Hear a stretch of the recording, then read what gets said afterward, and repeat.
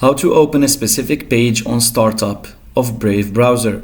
Hey there, Brave browser users. Want to start your browsing sessions with your favorite web page automatically? Let's walk through how to set up Brave browser to open a specific page on startup. Let's get started.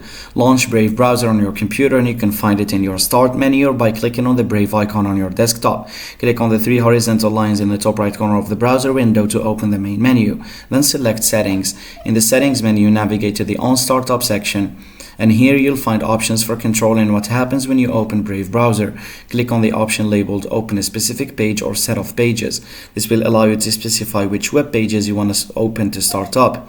Click on the add a new page button and enter the URL of the web page you want to open on startup. You can add multiple pages if desired.